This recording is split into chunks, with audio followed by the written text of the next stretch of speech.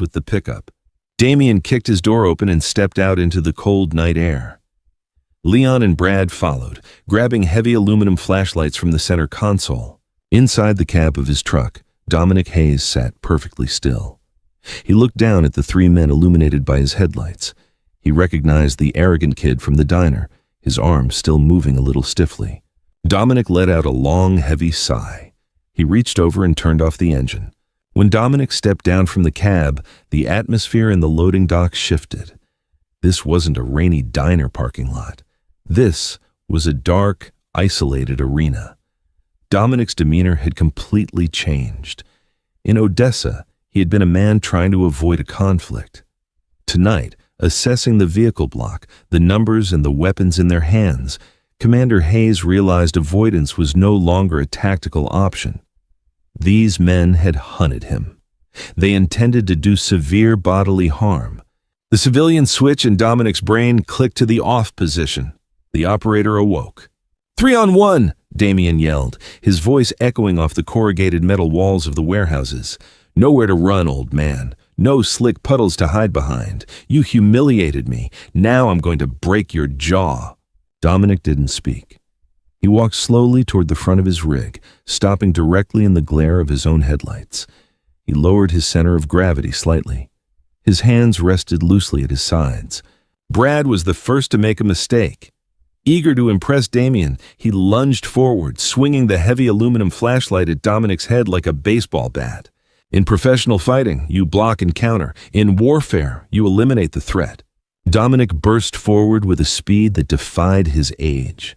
He didn't back away from the swinging weapon. He stepped directly into the attack. He jammed his left forearm into Brad's bicep, stopping the swing dead in its tracks, while simultaneously driving the heel of his right hand upward in a devastating palm strike directly under Brad's chin.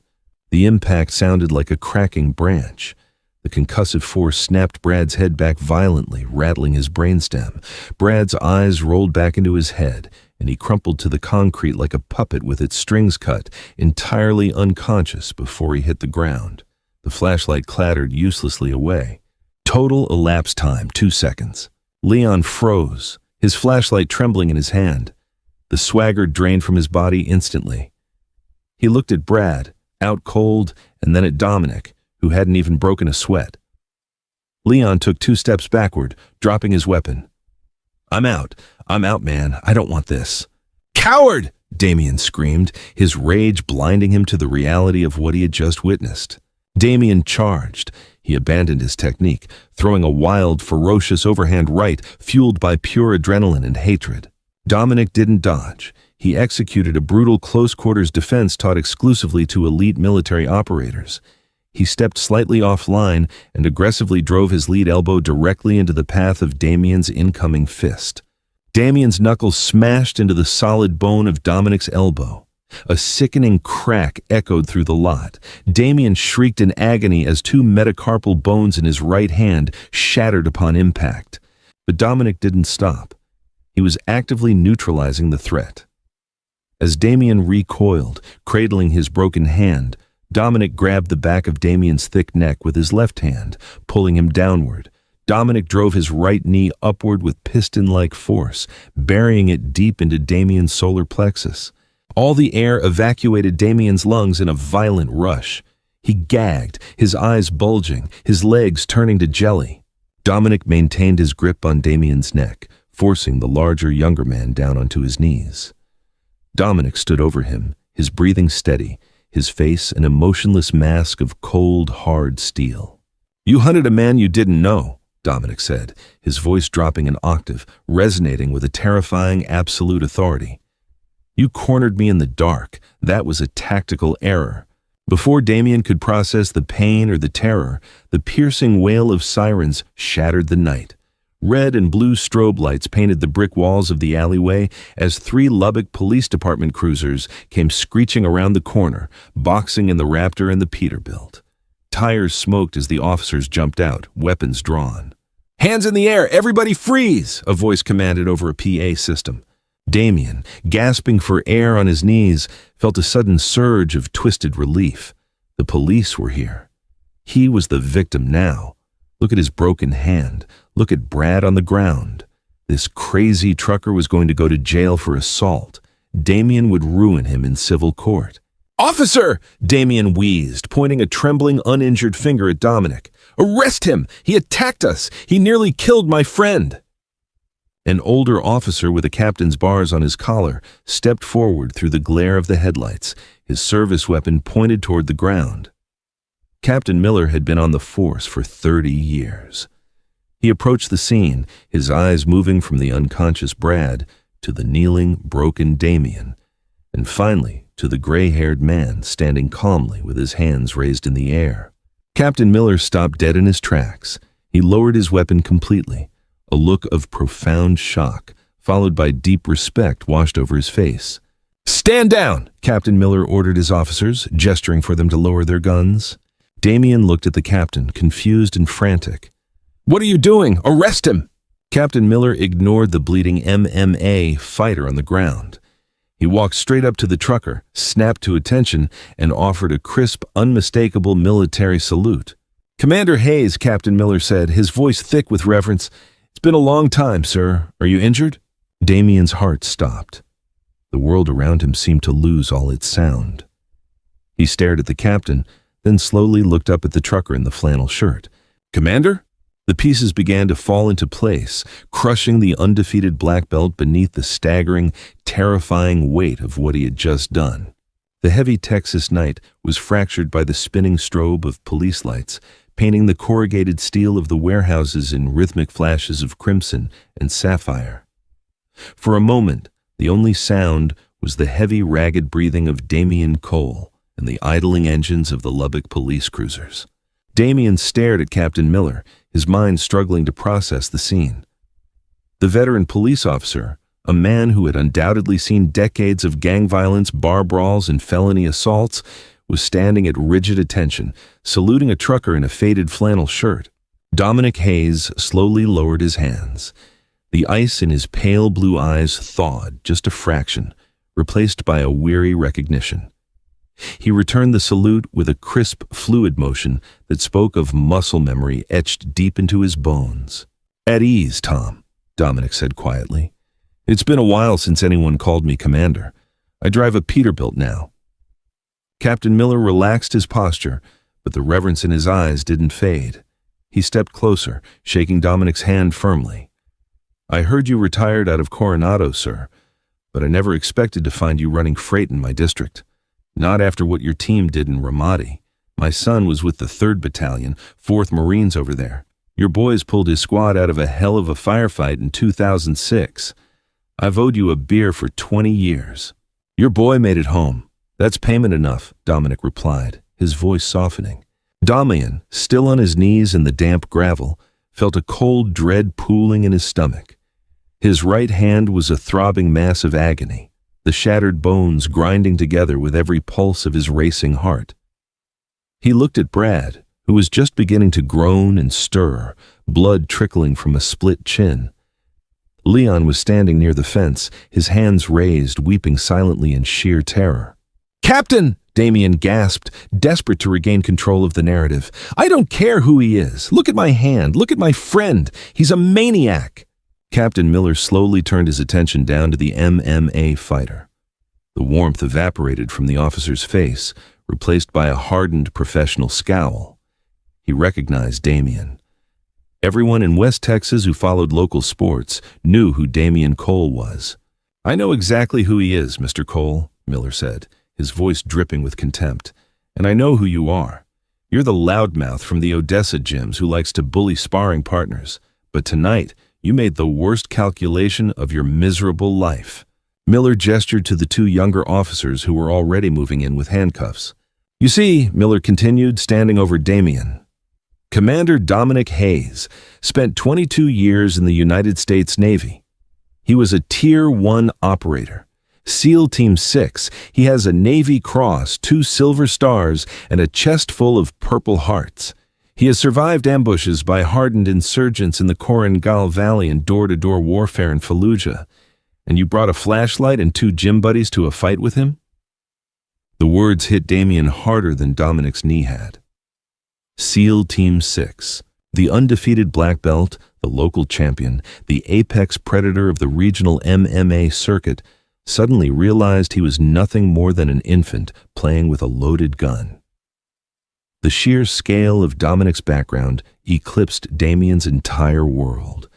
Damien had spent his life training to win rounds in a padded cage with a referee ready to jump in. Dominic had spent his life in environments where losing meant you didn't go home in a box. You just didn't go home at all. He assaulted us, Damien stammered, though the words tasted like ash in his mouth. Dominic finally spoke, walking slowly toward the front of his rig. He reached up and tapped a small black plastic square mounted near the top of his windshield. "High-definition dash cam, son," Dominic said, his tone devoid of anger, merely stating facts.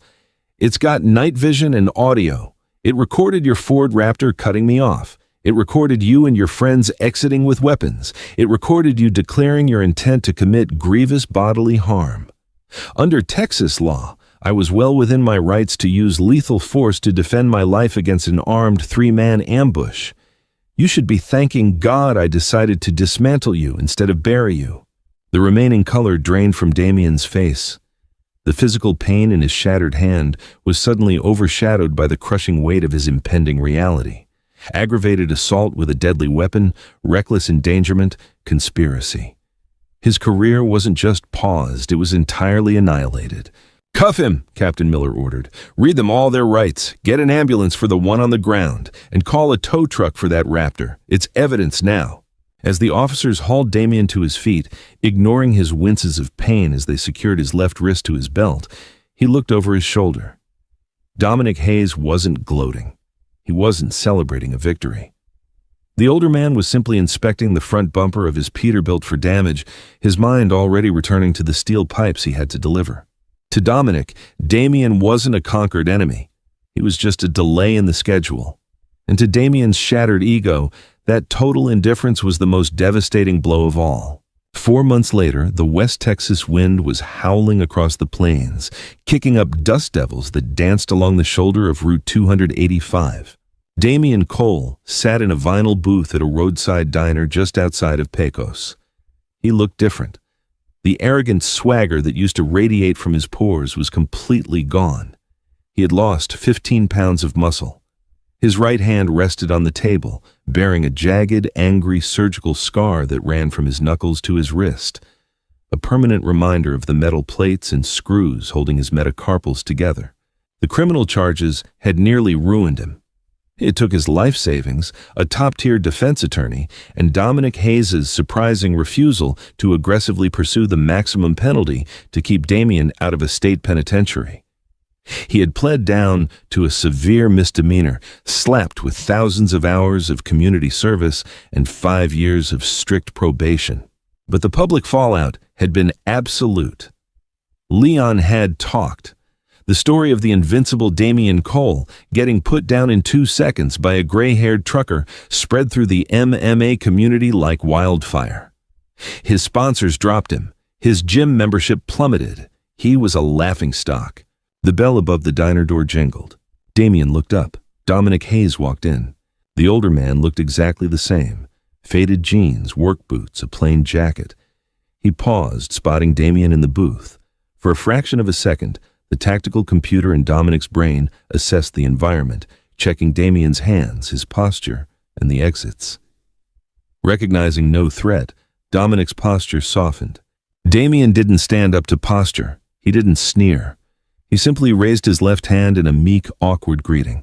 Dominic walked over and slid into the booth across from him. "You've got a lot of nerve tracking my routes, Cole. I told the dispatcher to keep my manifests private.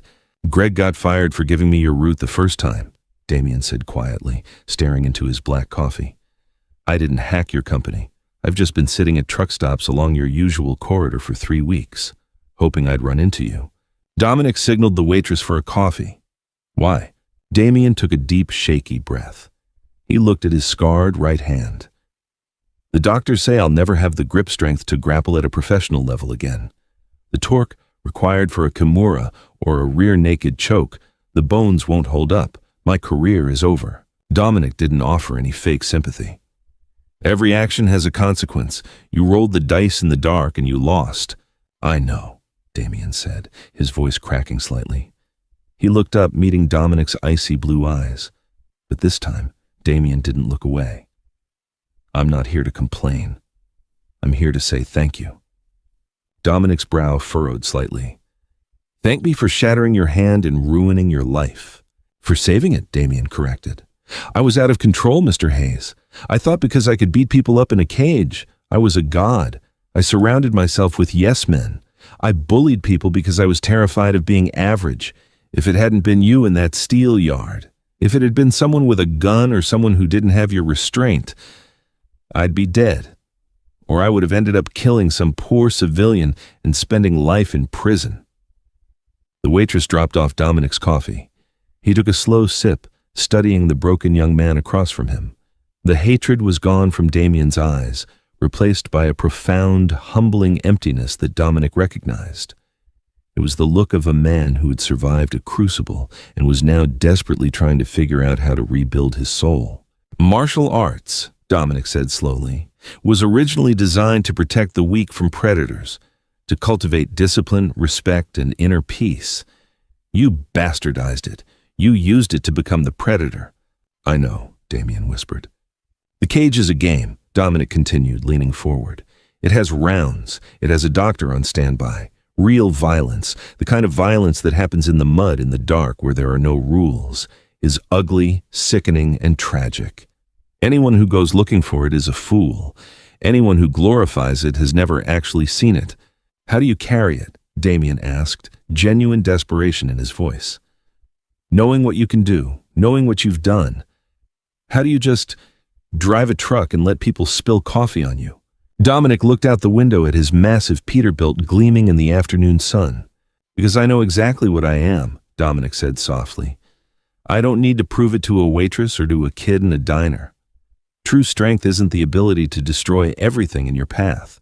True strength is having the absolute capacity for destruction and choosing to be gentle instead. You are a black belt in jiu-jitsu, Damien. You learned the mechanics of breaking a man. Now, you need to learn the discipline of building yourself. Damien absorbed the words, feeling them settle into the empty spaces of his shattered ego. He reached into his jacket with his good hand and pulled out a thick leather-bound notebook. I sold the MMA gym, Damien said. I used the money to pay off the restitution and the legal fees, but I kept the community center lease.